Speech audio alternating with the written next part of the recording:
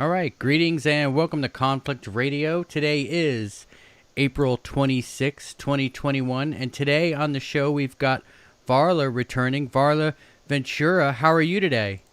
I'm delightful. How are you? Yeah, I'm doing pretty good. I I have these doves that are nesting on my porch, and it's so awesome to go out there and look at them. They'll let me go out there and sit with them. Like it's literally Oh, on like the table where I would normally put my drinks or whatnot. I had a plant there, and they went and they nested there. So now I go sit in the chair, and I've got these doves next to me, like feeding their little babies and such. It's so cute. So just so that's everybody, beautiful. Making their little cooing noises. yeah. It's awesome. I love having them out there. It's great to see them. I've been trying to decide whether or not to get like a little cage to maybe keep one of them in the house or something. But I don't know. I guess I'll just have to let You them can't, go. you Let them can't go. separate them. I know. I know. No, not the big doves. The little ones. The babies. Yeah. How is that I better? know. I know. I'm gonna be heartbroken when they fly away. I guess I've got Oh, like maybe another we week feed and a them. half before they're gone. So just so everybody knows, Varla Ventura is the author of Varla Ventura's Paranormal Parlor, Ghosts, Seances, and Tales of True Hauntings. She is also the author of 5 other books on the spooky ooky stuff: Banshees, Werewolves, Vampires, and Other Creatures of the Night, The Book of the Bizarre, Among the Mermaids, Beyond Bizarre and Fairies, Pookas and Changelings. She can often be found lurking about the deep dark woods and lakes of Minnesota on the hunt for beastly things and hidden history.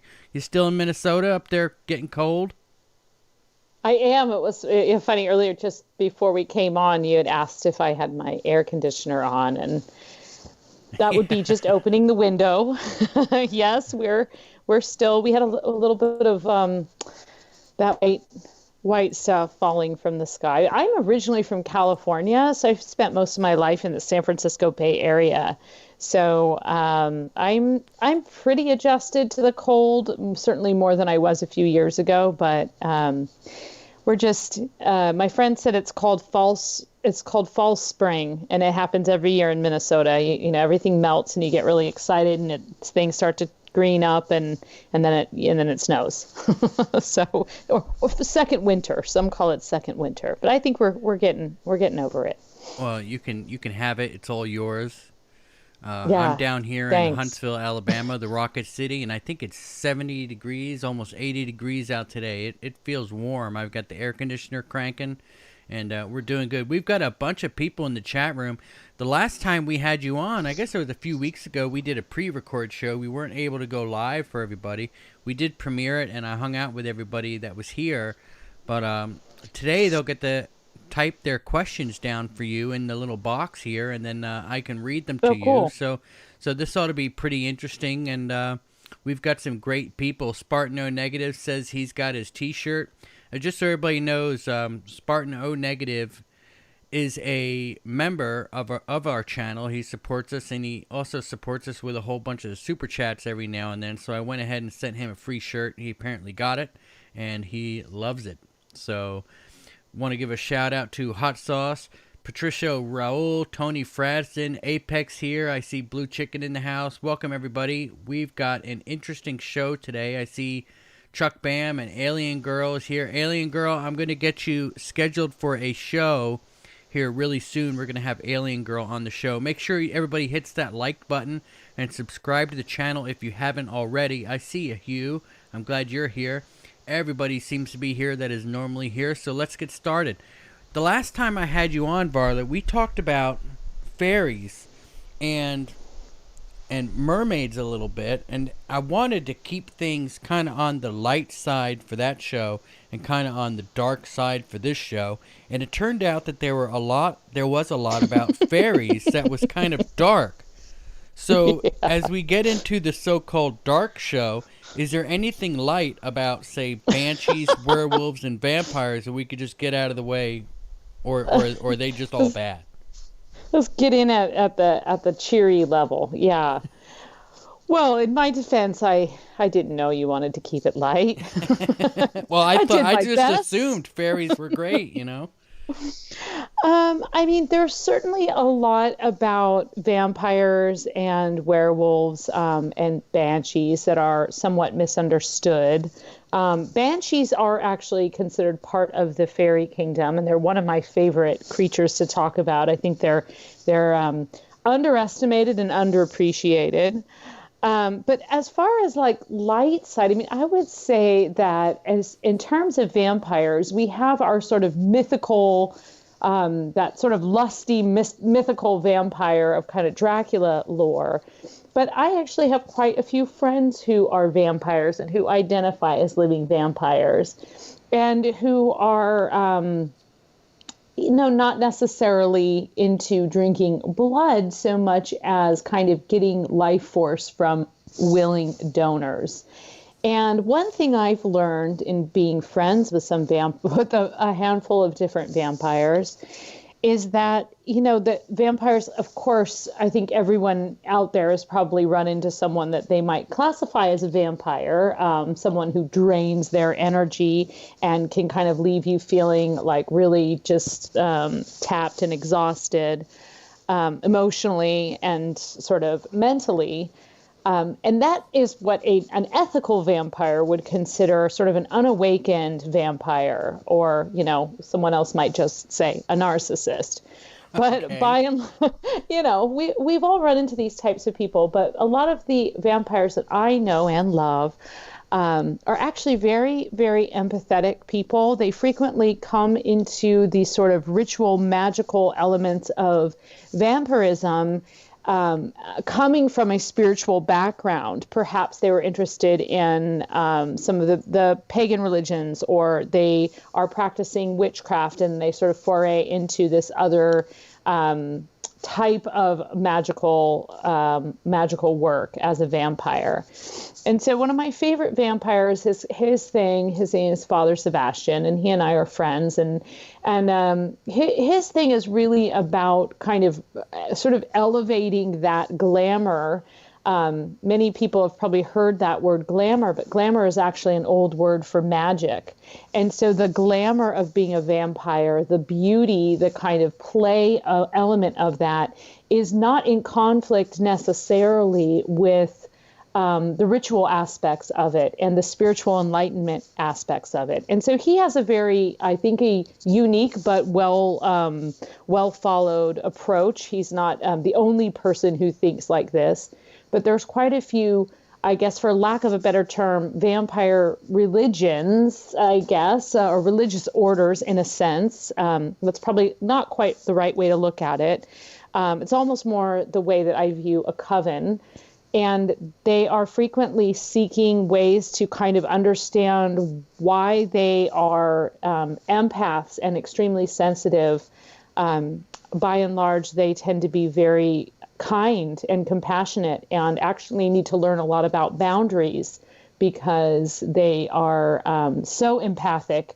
It's hard for them to kind of turn that off. And so you have a lot of psychic abilities among the vampire community and a big, quest for enlightenment and a feeling of not fitting in and then finding kind of your tribe, so to speak. So I guess in terms of living everyday vampires and vampire magic, that's a little bit of the lighter side, right? Because we're not talking about a thing that shapeshifts and comes into your room and bites your neck and gives you a sort of a bloodlust and disease, right? We're kind of talking about something a little bit more esoteric when it comes to vampires. Okay, so it's not like what we see, I guess, in like those what are those just regular horror movies, vampire movies, like, are they immortal? So that's an interesting question, because that's something that I've talked with Sebastian at length about, the idea of immortality.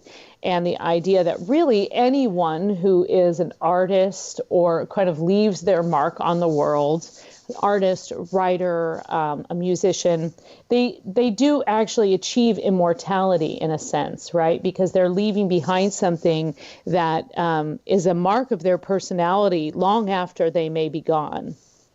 So in a way, that's a sort of very, again, a very kind of esoteric way of looking at immortality. But I think that there is something very kind of deep in trying to understand what that means to be immortal and why the vampire mythos is so steeped in immortality. Because your classic vampire is that I think that we think of in modern culture is basically, this kind of being that sucks the life out of you, bites you, infects you with this disease, but you are forever with them. So then you develop this kind of immortality. That is, it's based on some various folk practices and various sort of creatures of the night that came together, and we can thank, of course, Bram Stoker for drawing heavily on folklore from Scotland as well as from the Romany and that sort of Transylvanian area, where, of course, then we had Vlad the Impaler, who was this insane ruler. Throw in a little Madame Bathory, who was allegedly known to, bathe in blood of her young servants in order to keep herself young and beautiful, although there's a lot more to that story than that. No, that's a true story, isn't it? It's a true-ish story. She was accused of doing this. She was convicted of doing this. She had hundreds of people, saying yes, she was abusive. Now, I believe that she was probably an abusive employer. However, I've heard a few arguments about the fact that Madame Bathory actually had a lot of power in a time when women did not have a lot of power, and she had lands. And so how do you really take that down or take it away from someone? And while I don't have, all of the historical records in front of me, something rang very true to me about this other perspective about Madame Bathory, because we know full well that this is what happened to mostly women during the witch trials. They had land, perhaps they were widows, or they never married, or they were set to inherit a large amount of land or some other kind of property, and they became the scapegoats, and that property was seized. So when I was actually on I think it was Aaron Mankey's Lore podcast. I was listening to him talk about Madame Bathory, and I really liked what he had to say about it, because it was a perspective that I had kind of contemplated myself. Just the deeper you get into these myths, you start wondering what is at play here and who was writing these down.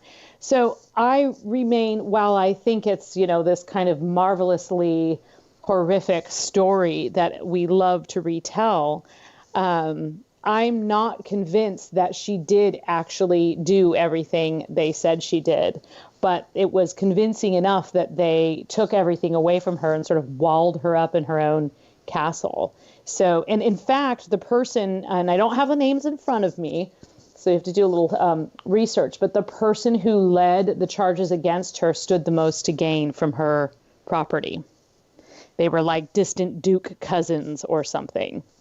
So, yeah, that's always something, like when the prosecution has I guess some skin in the game, right? A bias, yeah. What? Prosecution with bias? We've never heard of that. That doesn't happen. That doesn't happen. This corruption goes way back, doesn't it? All the way back. So, I guess the people that say they're vampires today, they don't really have any of these characteristics, right? Like the I guess you see a lot of them that they make their own teeth now, at the dentist, they do that themselves. A lot of these so-called vampires today, but they don't actually have, like, say, the strength and weaknesses of the story time vampires, right? Well, I mean, I think that there are certainly some people who live in that kind of like donor donee whatever the words are, but like the person who's donating the energy or the life force, and the person who is taking that. And it's actually very similar to some of the relationships that people have in the BDSM community. There's actually a lot of crossover there, where the person in power may be the person who's looked at as the person who isn't in power, and there's a lot of kind of power dynamics there. Yeah, but you can't throw garlic or or throw holy water on a narcissist, right? I mean, you can. I'm sure some of us have tried. You can just throw all kinds of things in a narcissist. Everything just deflects right off of them. It's infuriating. Try the silver bullet. Yeah, it's like becomes like rubber. I'm rubber, you're glue. I mean, I get what you're saying, they go after the energy and stuff, but they really aren't vampires, right? Well, I mean, that is the closest thing to a vampire that is around today. I mean, really, other than, of course, the like vampire bat and, mosquitoes. There aren't a lot of things that suck blood, and that actually really kind of fit that description. It's actually a pretty fantastical beast in many ways, because you have very, very, very old stories of vampires. You even have Lilith. You have these kind of ideas of this sort of devilish, evil woman. One of my favorite stories is actually one of the first vampire stories ever written, and it's this story called Le Morte Amoureuse, or Clairemont. And it was written in French and then translated in the late 1800s. And it's the story of this priest who goes into, he's in the church, and he's basically on the precipice of making his final vows, when, something blows in on the wind, and the door of the church swings open, and this woman comes in, and it's this woman named Clairemont. And she is basically like the ultimate temptation, and makes him reconsider everything he's ever known about himself and spirituality. And this is sort of the vampire itself is kind of knocking you off its feet. And then the story gets very dark, and quite frankly, there's a little necrophilia involved. So it's quite racy, especially for something that was actually translated during the Victorian era into English. But you have a lot of these kinds of stories where, all kinds of things that we know about vampires have some trace of truth in them. For example, if you think of Nosferatu, and you think of that, the vampire kind of arms across the chest, rising slowly out of the grave, or out of the coffin, that was something that happened. Rigor mortis would set in, and then grave robbers would be running around, prying open coffins, trying to either take the bodies for scientific experiments or medical experiments, or they might actually just be looking for jewelry or what have you. And of course, there's this this corpse kind of sits up in its coffin. You're talking about something that would be laid out in a crypt, or possibly even buried underground. And are you going to run screaming and say that you just tried to grave rob? No, you're going to run screaming and say that you saw a vampire. And then people will go and inspect that and say, well, this person didn't age. So much of this we can be attributed to things that we know actually happen in the medical record. But of course, people didn't know that then. They didn't know anything about rigor mortis, or the state of decomposition, or how certain conditions like cold or dryness contributed to, bodies not decomposing as quickly. Yeah. Well, All right. Well, So that's not light. yeah, it just seems like there's not really any real vampires, right? That's kind of disappointing, right? Well, I mean, I suppose it depends on who you ask. I mean, you can go back in time and find all kinds of stories that are very vampiric, and you just as you can find, plenty of stories about werewolves that are quite convincing. You also have so another vampire that I know who actually wrote a book about vampires. He talked about how his ancestors who were Romany actually lived with this kind of like relationship with the landowner in which the people would come and they could stay for free and kind of, make their camp on this land without being harassed, sort of squat on the land. And in exchange, they would send someone up to like the lord of the manor in exchange. So, and of course, that would usually be a young, beautiful woman. Now, yeah, you could say, oh, he's a vampire and he's preying upon her energy, but more than likely, he's, a creepy old dude with a lot of money, and he's like basically buying some company. So you can just kind of see all of these parallels. And, actually, a lot of the living vampires that I know completely love the mythology and the lore around vampires, but don't actually believe that vampires are real. They believe that they're a sort of icon for immortality and for shared energy. So, I mean, a living vampire would probably defend themselves and say that they're psychic vampires and they are a vampire. But, I mean, you could kind of say the same thing about witches, right? Like, we all know that there are people out there who have otherworldly powers that we can't quite put our finger on. And plenty of people that practice witchcraft. Plenty. So, then you can't very well say that a witch isn't real, right?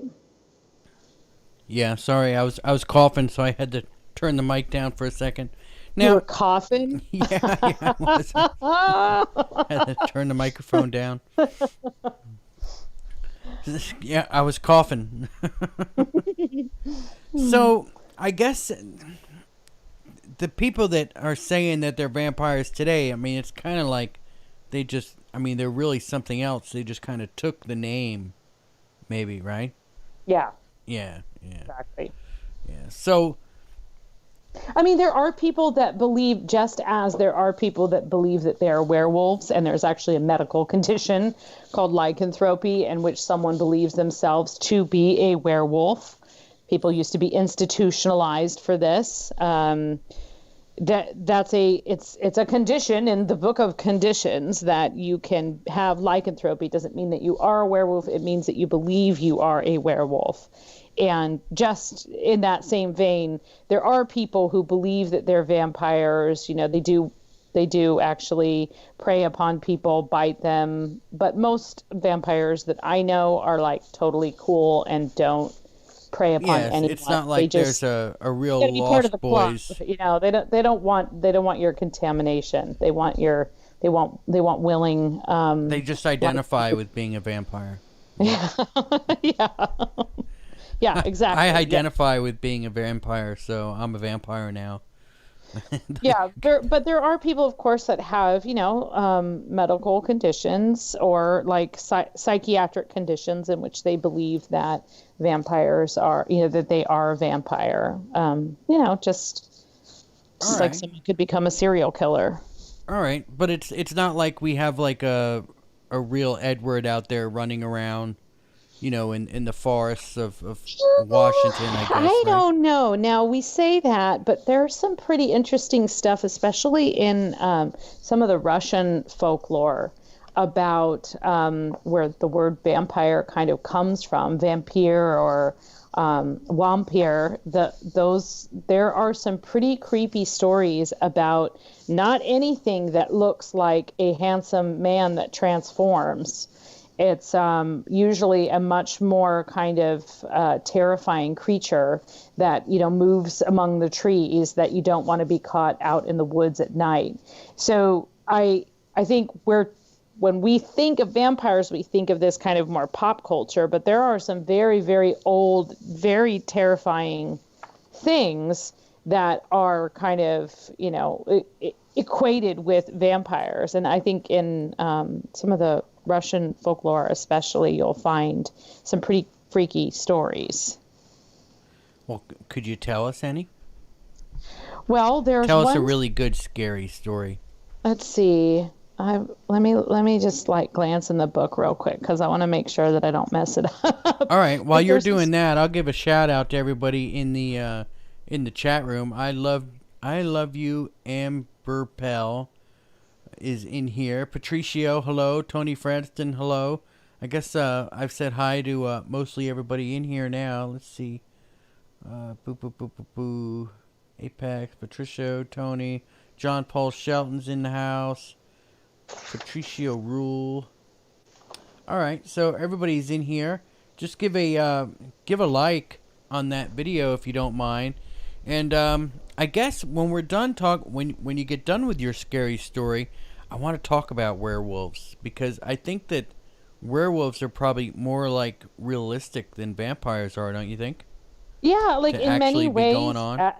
Yes, in many ways, I'd say that werewolves are kind of more realistic, and you can almost see, especially, well, we'll get into those, but you can see a lot of parallels of why these kind of shapeshifters exist and what you actually can kind of understand from them. And also, I think we have some more slightly modern sightings of things like, the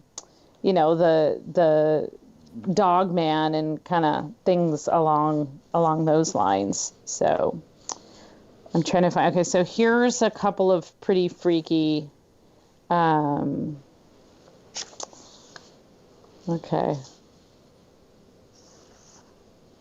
this is a pretty scary one. This is actually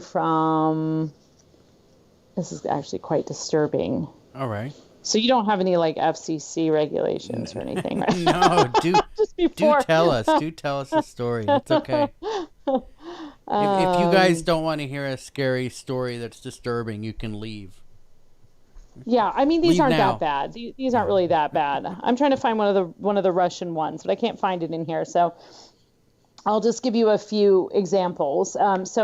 Just going back to that word vampire. So the word vampire made its appearance. I'm reading from my book, so if it sounds like I'm reading, I am, but at least it's something I wrote.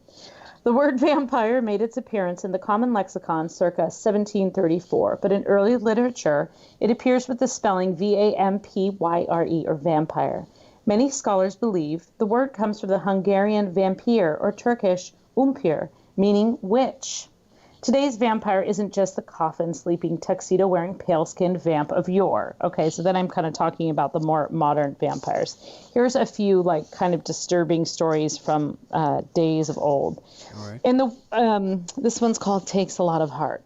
In the winter of 1892, a 19-year-old girl from Rhode Island named Mercy Brown died unexpectedly from an unknown illness. Soon after her death, people from the community started seeing her walking around town. They dug up her body in the spring to find it looked very much alive, and they promptly removed her heart to prevent her from wandering. That's sort of one of those examples I was talking about where, she was frozen underground for the winter. Yeah. So, there's a Vlad the Impaler. That's not that exciting. So she came back? So they said they saw her walking around town. So they went and dug her grave up, pulled her body out, removed her heart, pulled her body out, found that she was not very decomposed, and, buried her back in the ground after removing her heart. You actually have all kinds of interesting things in Italy, they have found quite a few. Forensic archaeologists have actually found some sites where you will find a body and they found one that was from the 1500s where the body has a brick in the mouth. And the brick in the mouth was said to be a way to prevent the person from coming back and being a vampire, or that they were suspected of being a vampire. Wow.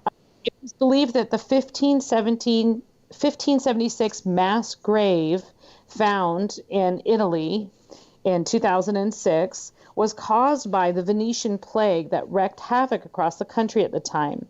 During medieval times, plague victims were commonly buried and then unburied, as new bodies had to be added to the grave sites.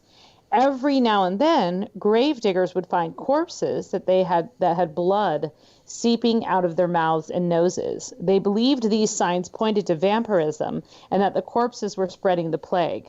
Well, that's probably kind of true. And then they would put bricks or rocks into their mouths to stop the plague from spreading further. But there's a premature burial element too here that we'd be remiss to not talk about, that people were frequently, maybe not frequently, but it was more common than it is today, were buried alive or were laid out in a crypt and thought to be dead because of either a disease or poisoning or a coma that they would sometimes wake up from.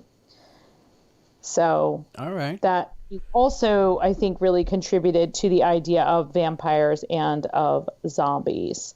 And then I guess I'll just kind of recap one, because I can't find it in the book, but I know there's one about this, and I read a beautiful short or a beautiful novel recently called The Bear and the Nightingale. It's been out for a while, and it's very heavy in Russian folklore. And it's pretty interesting, actually. Anyone who's interested in fairies or any kind of those like otherworldly creatures, it really gets a lot into the Russian folklore and the kind of like heart, the little guy that lives by the hearth and the things that are in the woods. But in it, there's a woman who can speak with all of these creatures, and they don't harm her because they actually, she can speak with them, but they harm others around her. And that sort of vampire is, there's a couple different versions. One is something that I've heard modern tellings calling it the Burr woman. And essentially, it's a little sort of furry creature that hides from tree to tree as you're walking and tends to sort of track you, so you don't necessarily know that it's behind you. And it watches you for a while, and then at some point when you don't expect it, it has superhuman strength and speed, and it leaps and it kind of latches onto your back like a burr. And the Burr woman is like, completely just sucks the life out of you, basically drains all of your life, like just kind of like a giant tick, really, but furry and creepy. I've heard variations on this from indigenous California all the way to parts of Russia and even in some of the Scandinavian countries, of this sort of sycophantic creature that is usually smallish and furry, often considered female, that can kind of scurry behind you from tree to tree, shadow to shadow, until it latches onto you. And once it's drained you and basically left you for dead, it slowly detaches itself and waits for its next victim. Oh, wow. And what's that called? Has anybody come up with a name for that creature? So the first time I heard it, I heard a story about it at a storytelling festival called The Burr Woman. And so it's called all kinds of things. Some people do refer to it as a vampire or a thing in the woods. There's a lot of different names for it, but it's this kind of fairly aggressive creature that can be found in woods around the world. So I don't know if anybody has names, like they've heard anything similar and they have a name or because that's one thing that I learned in writing the book about fairies in particular, is that there's a lot of different names for things that are similar but from different parts of the world. And, our language is limited because we're mushing together some, mushing together some Gaelic and some Old German and some indigenous languages that, everything kind of comes together and can kind of overlap. Like you have goblins and you have hobgoblins and things like that. I think we talked about that a little bit. Yeah, hobgoblins are awesome. Right? So Kayla says, aren't the Fae in a separate realm? I guess asking you a question. So I consider vampires and to be kind of more mythical or supernatural creatures. I wouldn't necessarily put all like what we think of as the modern vampire into the kingdom of the fairy. But there are Banshees certainly fall in the kingdom of the fairy, and there are all kinds of other sort of strange creatures that do fall in that realm, that kind of cryptid, supernatural world. So I don't know if, depending on the folklore, there's vampire-like things. I mean, the Banshee is sometimes thought of as a vampire, but it's really not. I think it gets that. Let me just define what a Banshee is, because I think that's probably one of the least known of the kind of supernatural creatures out there. The Banshee it literally translates to of the fairy mound, and it's essentially like technically a Banshee is Irish. It comes from Old Irish, but there are counterparts to the Banshee all around the world. But in particular, by the Irish definition, the Banshee is it almost straddles the world between a ghost and a fairy. Although in Celtic mythology, these things all kind of dwell in the same invisible world that's around us. And the Banshee is essentially a warning creature. You can hear the scream or the cry of the Banshee. Occasionally, you might see the Banshee, and it means that someone that you love is going to either fall gravely ill or, more likely than that, die. So it's not something you want to see, but frequently is sort of inherited from family to family, either the ability to hear or see the Banshee, or the Banshee. Some people think the Banshee follows the family. When it's seen, it's often seen as a woman, somewhat attractive, but until it gets close and screams in your face, with wild hair. Occasionally it will be depicted as a sort of little old lady walking down the lane, somewhat approachable, and then sort of transforms into this screaming beast. I have heard stories of people seeing disembodied heads that are screaming, that they believe are banshees that they've seen in their family. Someone not long ago wrote to me about a cry that it was heard in his in-laws' family that sounded more like a cat, and that's how the family referred to it, and it always meant that someone in the family was going to die. They'd get a phone call. So these are like even more modern times. In other cultures, like for example in Italy, you frequently have stories of the woman in white who will appear in certain castles to indicate that death is nigh. You have La Llorona, who is this, sort of bloody washerwoman.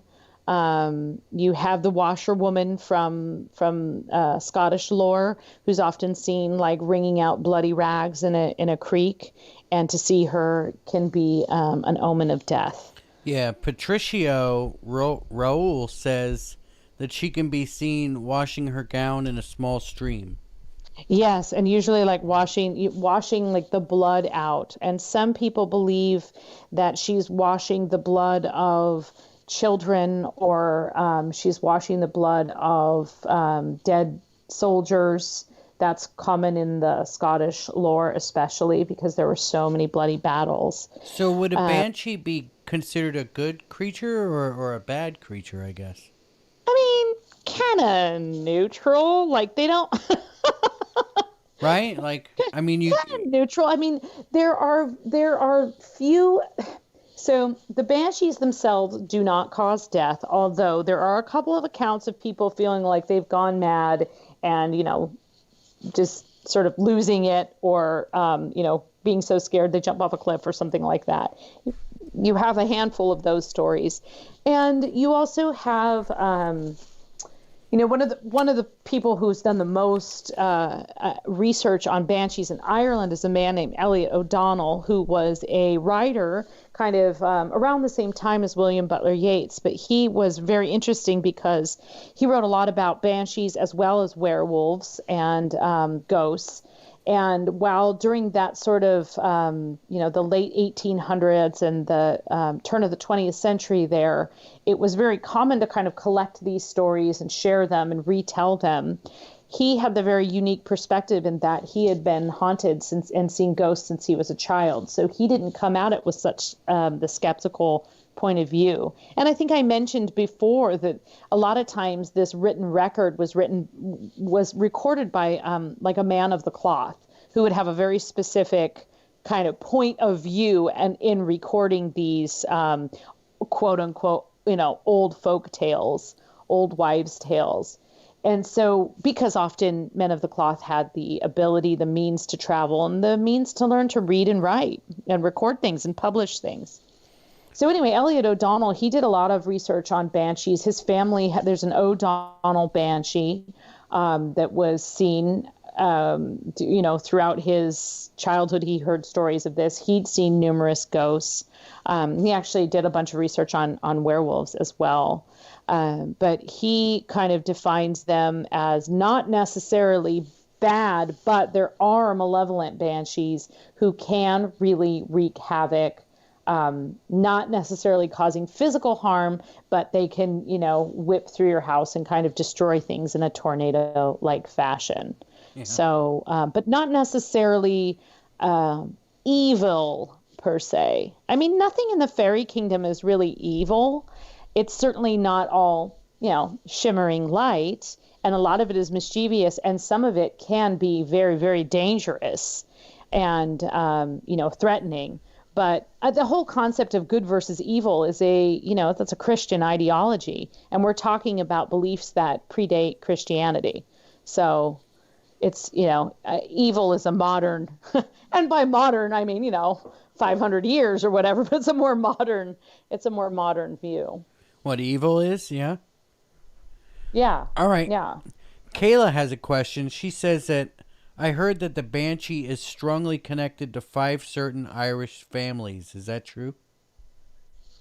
Yes. And so it actually, Elliot O'Donnell has had a whole essay about his family and the Banshee that they inherited. And, once upon a time, there were really kind of like a core number of clans or families in Ireland.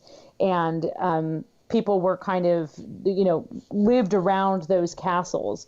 And so this is the thing that I don't know, and I don't know that anyone can say definitively. Did the place, like the castle, there's a O'Donnell Banshee now, but not everyone sees it. So I think it's more likely that the ability to see it is something that's inherited, just as many of us have, may have psychic abilities that we have inherited from our grandparents or from our parents. That second sight, that ability to kind of see ghosts or have those premonitions. And I think that seeing the Banshee kind of goes along with it. So you kind of have to be related to these 5 families to see it? No, not necessarily. I think that once upon a time, that's how it was. And so that's how it was viewed, as them being connected specifically to those families. Okay. Now, I think that things are much more dissipated and there are more people who have those abilities. I think that still happens. But what I'm saying is I think that you inherit the ability to see it, not necessarily the creature itself. But, that's 6 of one, half a dozen of the other. You can't really know that, right? That's all right. So speculation. So what is their relationship with changelings? What's a changeling, and is there a relationship there? Yeah, so changelings are the fairy switch. It's basically, kidnapping a human child and leaving a fairy baby in exchange. So there's not really a direct relationship with a banshee and a changeling other than that they are kind of all considered part of those dangerous supernatural fairy creatures. And the changeling is sometimes a changeling can happen to a person when they're older. A teenager or a young person can be lured into the fairy kingdom and supplanted with, liquor and food, and sort of enchanted into staying into that other realm, into that fairy kingdom. A modern metaphor of that would be drug addiction, really, if you think about it. But I think that you have that sort of temptation of the person wanting to kind of explore this other world. But in terms of the changeling itself, the changeling would be literally a fairy baby left in exchange for the human baby. Most people okay with that? Well, I will say that, again, just going back to that idea that we know a lot more medically today than we knew then. And so sometimes certain birth defects were labeled as being of the other realm, of being a fairy. And that was considered could be considered a blessing, it could be considered a disadvantage. You have a spectrum of stories about it. You have stories of mothers, pulling themselves out of the childbirth bed and chasing after, the fairies into going to like the fairy mound or the known fairy fort and demanding their child back. You have people who just raise the child as if it's their own and don't question it, even though it always seems a little off. You have people who have been come back from the fairy kingdom and gain the second sight and the ability to see the fairies, and never quite the same, but have some sort of otherworldly properties, like the ability to have the beautiful voice or play music that kind of transcends the mortal earth. So there's a whole range of how fairies are treated. Anyone who's ever read the Outlander or seen the Outlander, there's a changeling scene in that series where basically someone leaves the baby out because they believe it's a changeling, and so they leave it out for the fairies to come and take it back and put the proper baby in exchange. And of course the lead character is horrified because she's like a nurse from the modern era and can't believe that there's a baby left alone on this mound, and goes to rescue it, and then everyone thinks she's a witch. So kind of damn if you do. So what's wrong with I guess the fairy baby that they're giving it up and taking a human? Do they want to just swap out? Like why are they doing that? Yeah, just eye for an eye. Well, I think because there's more of a desire to have that human baby live in the fairy realm and kind of like have that power over the humans. I mean, the stories that I've read are not unlike people's accounts of being abducted by aliens. Like, why would aliens abduct us? Like, that doesn't make any sense, right? And yet you have people swearing that they've had these experiences, right? So I think there's a little bit of... There's reasons for the alien abduction, so... Right, but some say, but by the same by that same token, then you have why fairies might want a certain person or a certain soul. They might want that person to intermarry. They might want that person to help them sort of infiltrate into the mortal world. I mean, that's completely part of the fairy mythos. And the fairies are feared. They're not, again, I'll reiterate, they're not necessarily evil, but they are feared and frequently not spoken about, and actually quite feared because of these kinds of powers. But by and large, changelings can be, they can be explained in all different kinds of ways. But a lot of, for the most part, you end up with people who raise a changeling as if it's their own. And are there records of them doing that? Like Yeah, what's but I mean, it's become all the of. folkloric record. It's people saying, "Oh, so and so was a changeling." So it's what a person was identified as a changeling and So was raised. There's hundreds of stories of did that changeling. person turn out to be a horrible person, or what? No, Like, not necessarily. They tend to eat a lot or grow fast or have some other kind of like strange defect. Frequently, they were considered to have supernatural and psychic powers and healing powers, and were considered to be, sort of witches or shamans, and have that kind of role in a group. It just sort of depended on how they were. Where they were, and that you see that again and again, that witches are the ones that have the ability to commune with the fairies and actually can interact with them. And one thing to remember is that if you're thinking about the fairies like you're just going to sit in the woods and this pretty little thing's going to land on your arm, you're not quite grasping what the fairy kingdom really is. And again, you have stories of people going into the fairy kingdom via a cave, via a fort, sitting on a mound, and going into a meditative or trance-like state, usually, at least originally, to try and find some kind of resolve, to find a solution for a problem that their people are facing. Just as you have with many, many other mythos and hero stories, you have the idea that it's sort of a quest and that you can ask the fairies for guidance, but it's not to be entered into lightly, right? Like not just anyone's going to go into this cave, and who knows, all manner of things that they might run into. Could be three-headed werewolves or, terrifying kind of creatures that don't let them go, or shapeshifters. There's all kinds of things. Those things that all come out on Halloween night. So you go into this realm to actually seek guidance and seek solutions, or to get better crops, or bring back lost children, or whatever the things are that you're doing.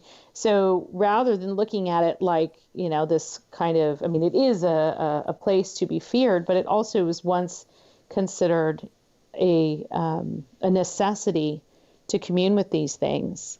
And, today people go and sit in church and commune with an unknown entity, and doesn't seem very weird to people. Yeah, that's the truth. They sure do, don't they? Now, Patricio says, and I don't mean to stay on this whole fairy thing. It's funny how that happens.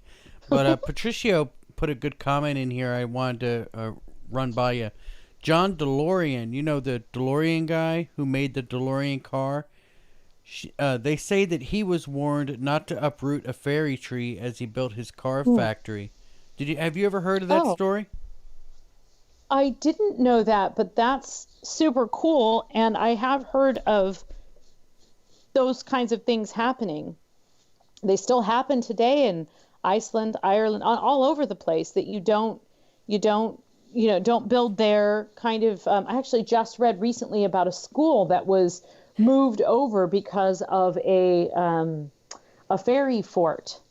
And so the plans they hadn't taken into account. In fact, I was listening to something not long ago, and that there was like this one Irish fellow was talking about how, if you ask 100 Irish people if they believe in fairies, they'll deny it. But if you ask 100 Irish people to go sit under a fairy tree in the middle of the night, they're going to say no, no way. And so while there may not be as much kind of modern day belief, there are still these old ways of kind of, working around fairy trees, sacred mounds, those fairy forts, things like that. Now, some people think that those places also mark ley lines. So they mark parts of the energy grid that are really places where things can come together, and you can actually find answers or commune with otherworldly beings, or, off planet, whatever. So there's a lot of reasons behind why some of those places were built. Do you think that some of the things that priests or I guess Catholic Church priests or pastors that's some of the things that they do in tradition is to ward off fairies. Yeah, well, Catholicism is pretty interesting because especially in places like Ireland, where there were all these traditional beliefs about fairies, and then you had the Celts, and then you had the Vikings coming down with their very sort of folkloric or kind of what were viewed by the Catholics as superstitious beliefs about gods and little creatures and things like that. And you had these cultures already kind of colliding, and then you had the Roman Catholic Church with the monotheistic, like, one God. And so you had a lot of holidays that things would kind of overlap. So, Halloween, Samhain, which was the pagan, ritual, the Celtic ritual of sort of banishing away all of the ghoulies for going into the cold of the winter and celebrating the harvest, and kind of letting it be the night in which witches can run amok and such. And then you just happen to have a couple of, All Saints Day right around that time. So there were times when I think that in order to convert people or to get people to come into the church, they're kind of offering these very, very similar but not quite the same holidays that also, frequently come with a bit of, free food or something like that to get people into the church. So there's definitely I don't know about I will be the first to admit my extent of knowledge about Catholicism is mostly sort of book learned and a couple of funerals and a wedding, right? I'm not a Catholic. I'm not a practicing Catholic. I wasn't raised Catholic. My mom was raised Catholic. She did not raise me Catholic at all. So my view of the Catholic Church is probably somewhat ignorant, I'm willing to admit.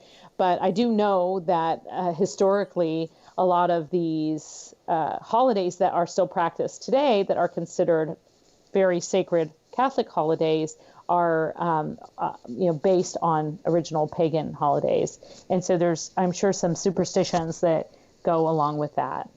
Eggs, for example, Easter eggs, that would be one that I know was sort of a pagan fertility ritual. And the painting of eggs and decorating of eggs actually goes back to Ukrainian witches. And then the church commandeered them as a symbol of life, which they are. And of course, we know the story of Easter and the whole zombie resurrection and such. That's the best zombie story in history, right? Yeah, I guess so, right? Like back from the dead, huh? Yeah. So, I guess, well, guys, if you have any questions, feel free to drop them in the chat. We're coming up on, I guess, about 30 minutes left. I do want to talk about werewolves a little bit. Definitely. Where did they originate from? Like, obviously, we figured out vampires, or, you had the whole Vlad the Impaler and that woman that she was absolutely nuts, bathing in I guess all the blood of young allegedly. People. Allegedly, yeah. Where does werewolves come from? You know what I just realized as you were starting to talk about werewolves is that I don't know if everyone's listening live, but it's full moon tonight. Oh, so is it? There we go. Couldn't be more perfect. So werewolves are very interesting because you actually have werewolf stories from around the world. They are more prevalent in places, naturally, where there's a heavy wolf population, of course, or was a heavy wolf population. So you have a lot of werewolves in North America, and as well as the Scandinavian and Nordic countries. So there's, Finnish and Norwegian and Swedish werewolves. You have some in parts of Europe and some kind of old German. Once upon a time, there were werewolves. There were wolves in Ireland. There are, of course, aren't anymore.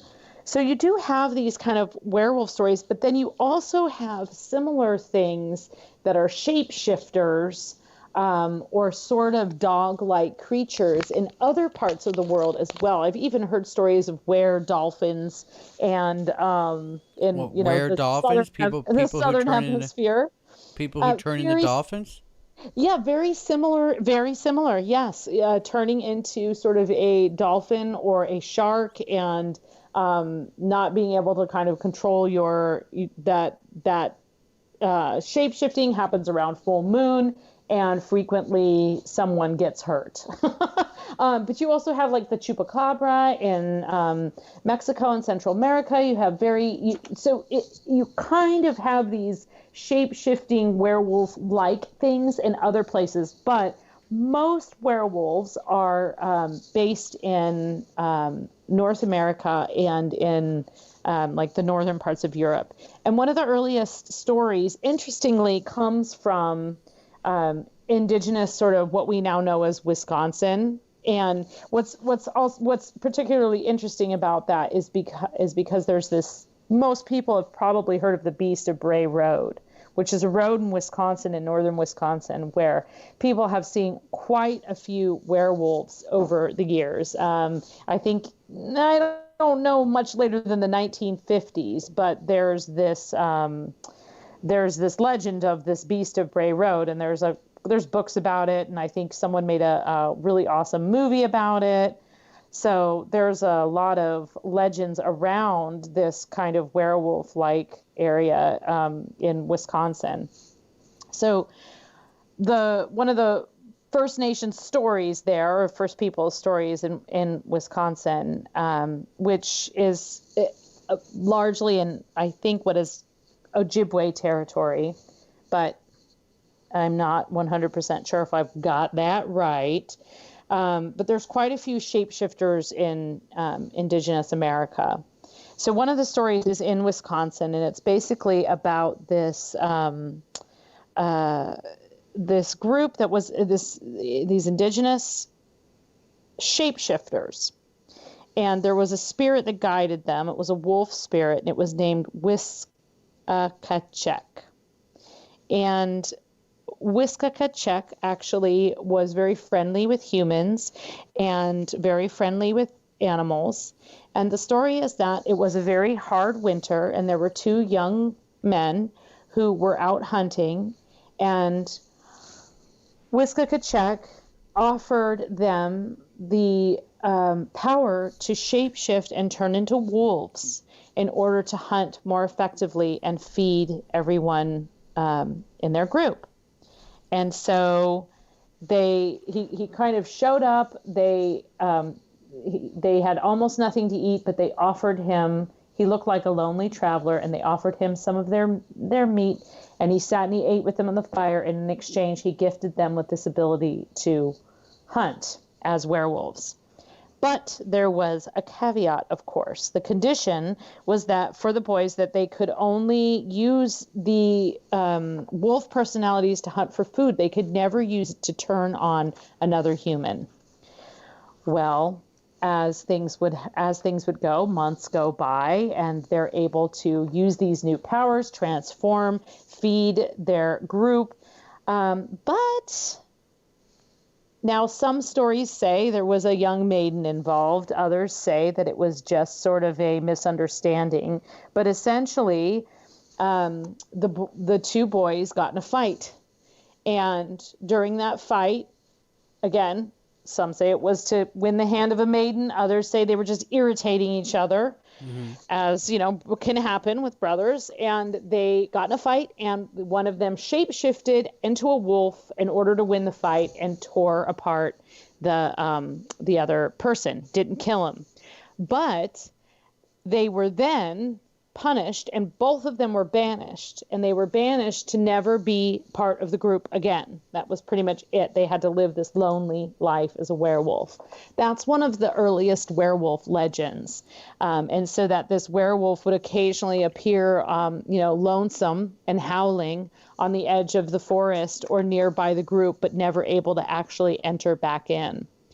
And you have this idea again and again of, okay, we kind of like lust after the vampire. Maybe we fear the banshee, we fear the witches, but the werewolf we feel kind of sorry for, right? Like historically, we feel kind of bad. I mean, Teen Wolf, you feel bad for him, right? Like he doesn't mean to hurt anyone.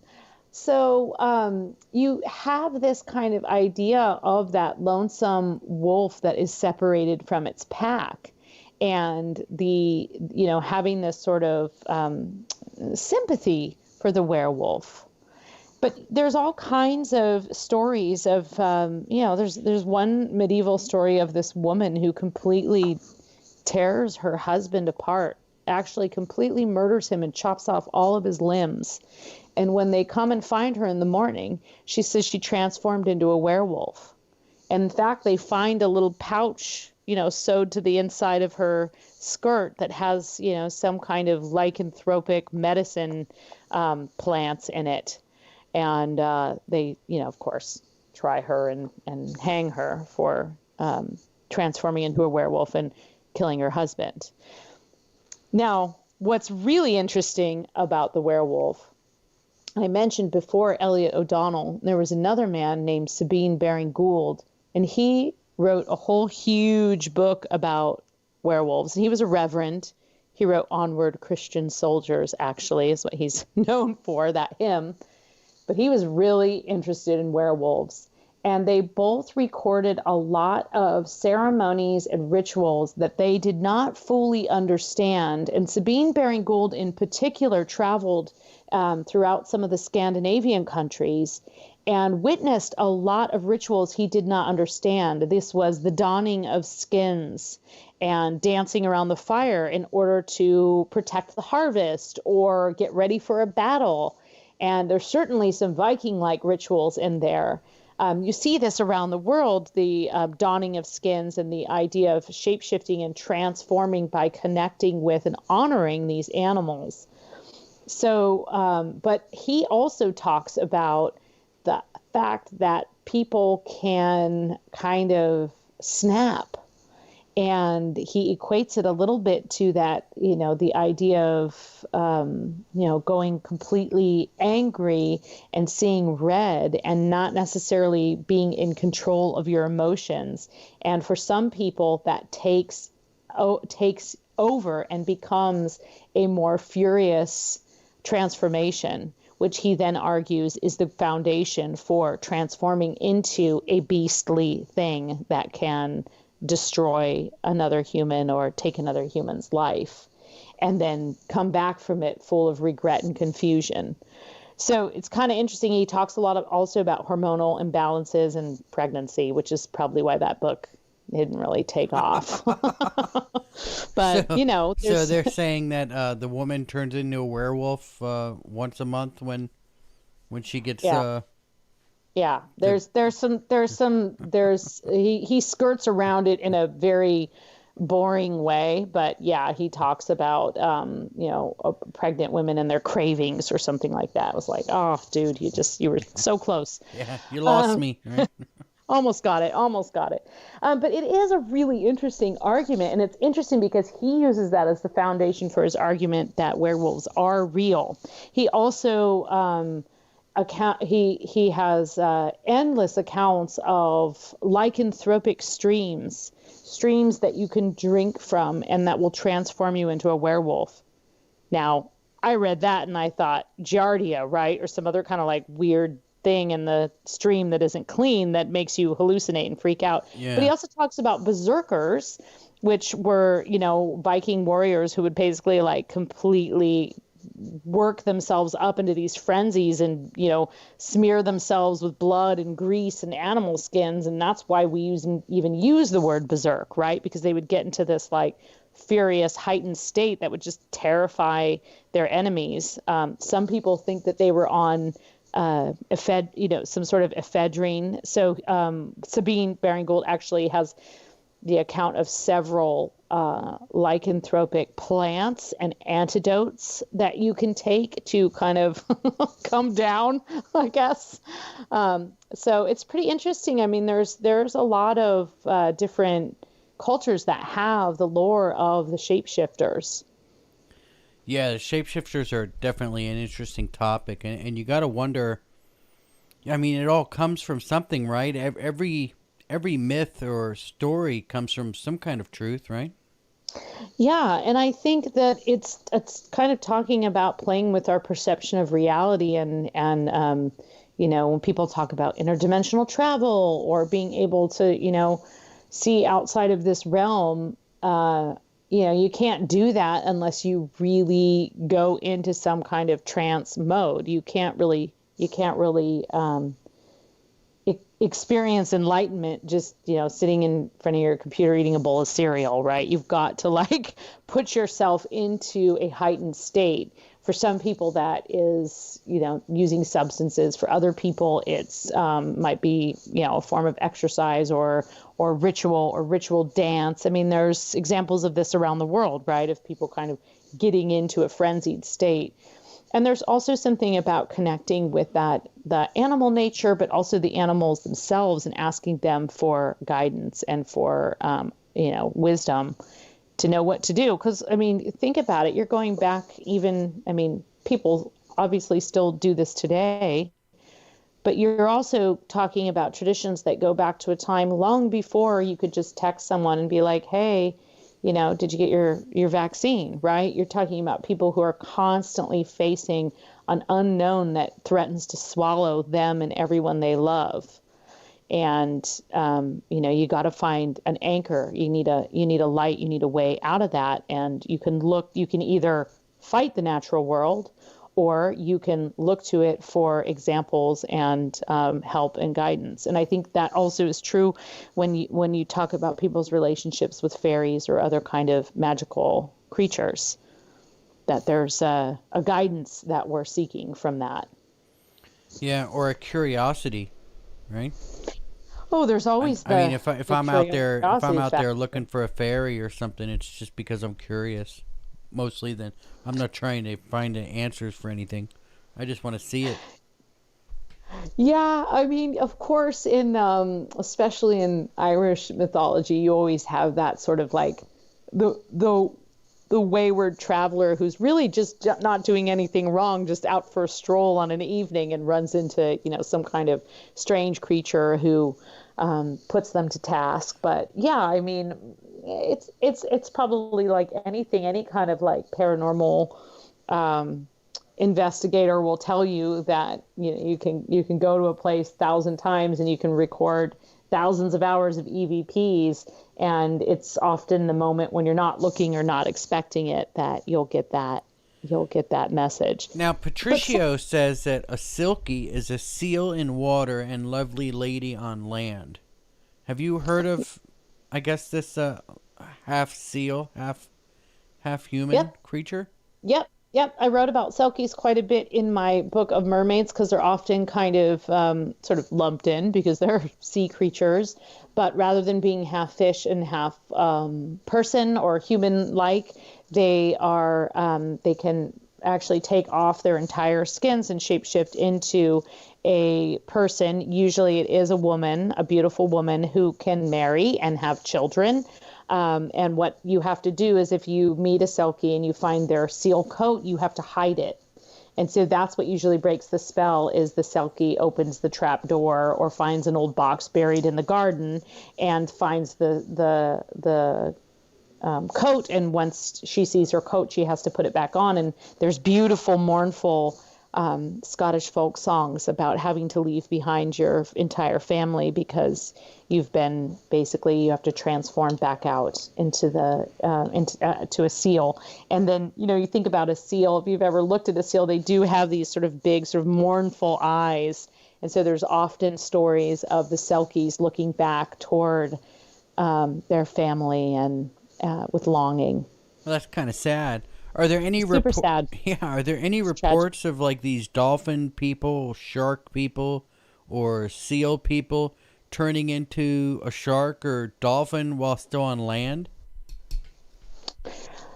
No, it's usually seals can come on to land, so they can be in the water and in land. So I think that's why the selkies can kind of like come up onto the beach and shed their coats. And then, so, and then go walking about. And then if you happen to be on the beach and you find a seal pelt, which would be pretty rare to find one all in its own there. So you could just scoop that up.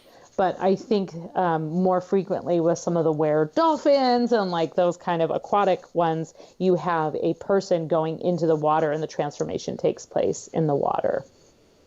So nobody's just turned into a shark in like the middle of the movie theater or anything. Like running around with like human feet, and just like flapping baby around shark over and over again, just to torture. Just flapping around on the floor, like, oh crap, this one's supposed to happen. No, but I think now. he just wrote a great screenplay. I mean, you've always got Cthulhu.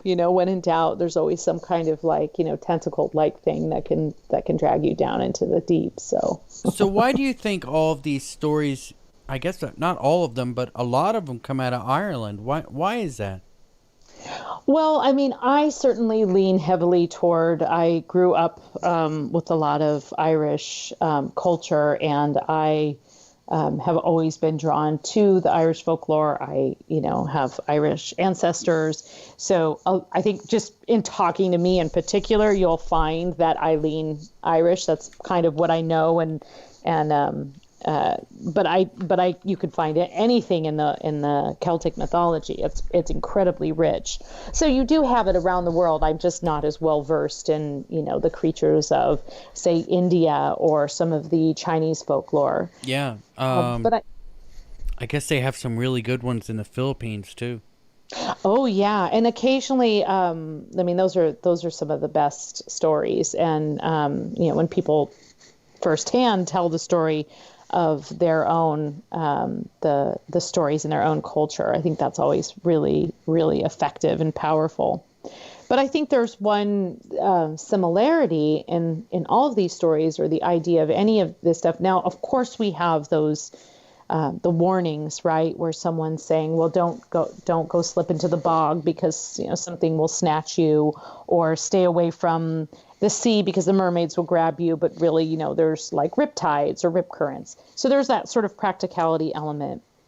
But I always like to think of it as going kind of full circle, all the way back to the roots of why we might seek this information outside of our own visible world.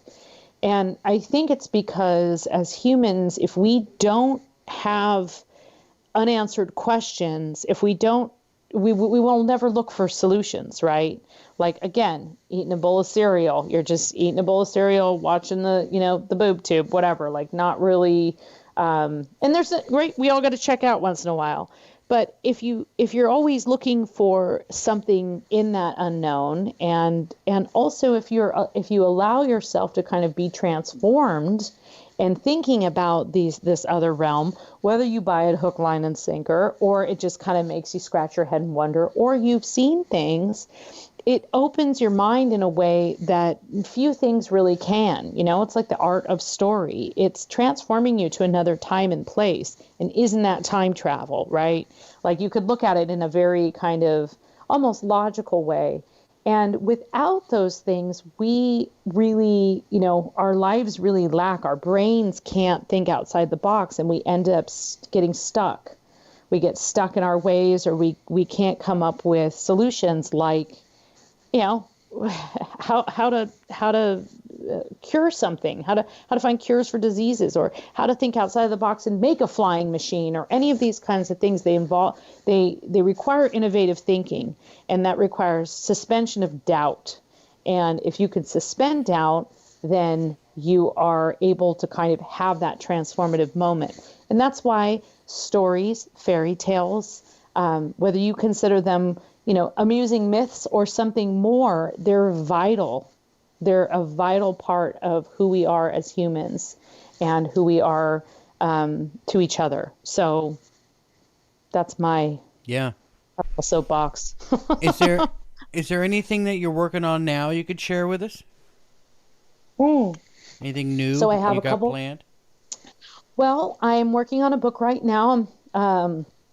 about a third of the way through it, and it's looking at fairy and folklore and myths, but specifically looking at the plants that are involved in those. So it's kind of an ethnobotanical look at some of the fairy and folk tales. So, for example, I had mentioned, lycanthropic plants or antidotes to lycanthropy. What were those plants? What's the little part of the story that they're from?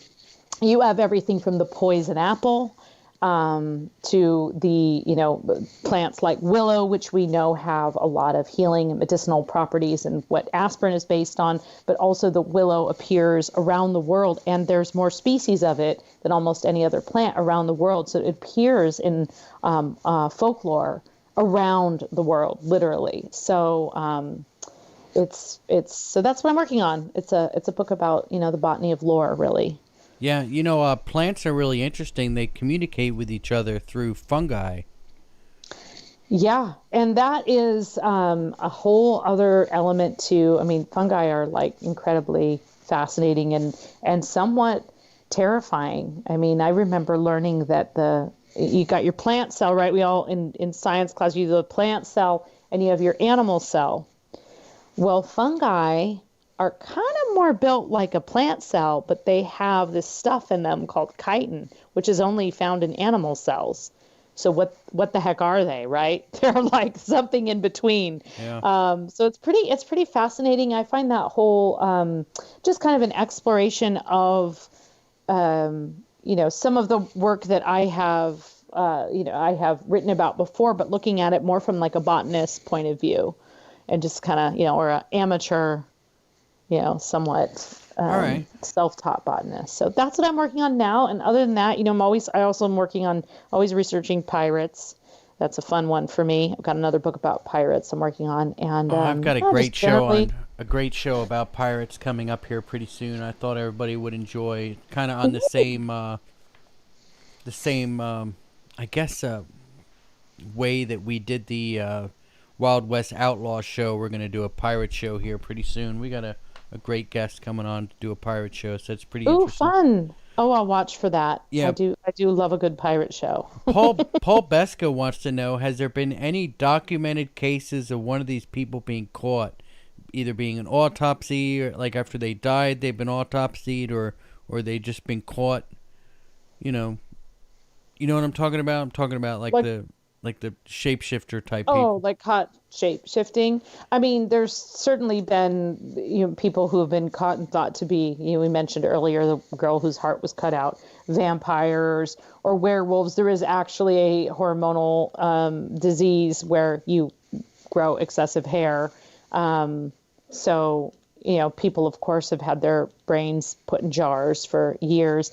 Unfortunately, a lot of people who were thought to be shapeshifters or changelings were people with birth defects and were certainly treated as side shows.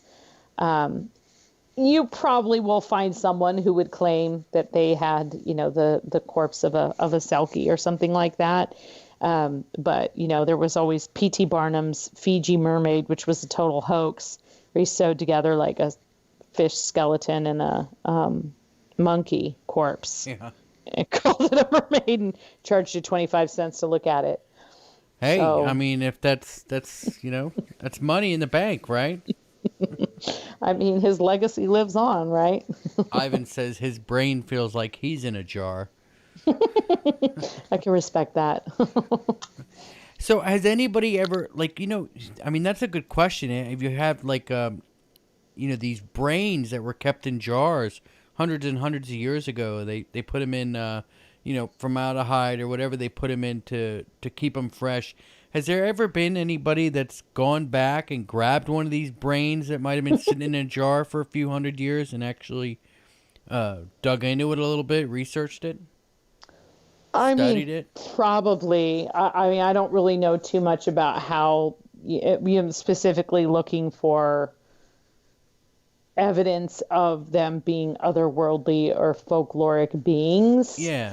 I think most people have access to those brains. Were busy trying to, learn about the human anatomy, which has its own gruesome backstory, as we mentioned, grave robbers and such. Oh yeah, So the early people trying to figure out about the don't human let the body. folklorists in with the jars of brains. Yeah, I'm sure that must have been You have to have a special. You have to have a special pass. some gruesome, interesting interesting things that they did back to the bodies of the old, right? Trying to. Yeah, yeah, some serious body snatching All going right, on. so I guess people are asking on May 10th we're having Jay Dolan on to talk about pirates, so that ought to be a good Oh, time. cool. Okay, That'll I'll be mark my that'll be calendar May for that. 10th at For that. 6:30. Everybody, so we get that figured out. Varla, thank you very much for coming on again. Thank you for having me. It was delightful. It just goes by, doesn't it? It really does, and yeah, I enjoyed talking with you, and I know you have a really active listener base, and I love all the questions, and Yeah, Trevor find me Davis says it on the sounds web. like an easy way to explain away a missing wife. Oh, she turned back into a seal. So sad. Yeah, sorry, she didn't run off to America. She turned into she was a selkie. Yeah, I don't know where she went. She turned into a seal and flopped away. It's the craziest thing you've ever seen. Varla, why don't you tell everybody where they can find you, and I guess we'll wrap up. It's time's up already. Okay, yeah, you can find me on my website, which is varlaventura.net.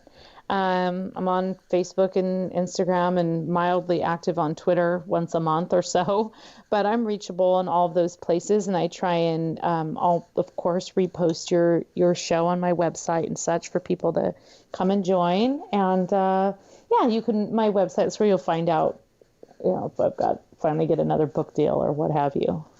Yeah, there you go. Those are always good to get. Yeah, So, when are you that's going to be right. done with your new one? Um, you know, I'm very deadline driven, and I don't have a deadline right now. So, certainly kind of just eking along with it. But I've sent it out to a couple publishers because, you can send it not finished when you have a really good idea of what it is and you're kind of working on it, and you can give an estimate of how long it'll take you. So I hope to have it done, within the next few months, and then hopefully, it takes a few months after that Yeah, to actually turn it into a book. maybe you'll hear from somebody and they'll be like, "You need to finish this in 2 weeks," and then boom, there's your deadline. Yeah, let's hope that doesn't happen. Like 2 months might be a little more realistic. All right. All right, everybody. Well, remember, you can always find us online. Just go to www.conflictradio.net. You can find us on YouTube, Spreaker, Apple iTunes, and all of your normal podcast catchers. Make sure you give a thumbs up on the video to help the algorithm. Make sure you're subscribed to the channel. If you're not subscribed, hit that notification button. Well, I guess that's going to do it for us. We'll be back on Thursday. Jared's going to be at America Stonehenge, so we're going to be doing some live streaming from there. I'm not really sure what time that's going to be, but I'll try to announce it the night before on the YouTube channel in the community tab, just so everybody can kind of get an idea. Well, until next time, batten down the hatches and be safe.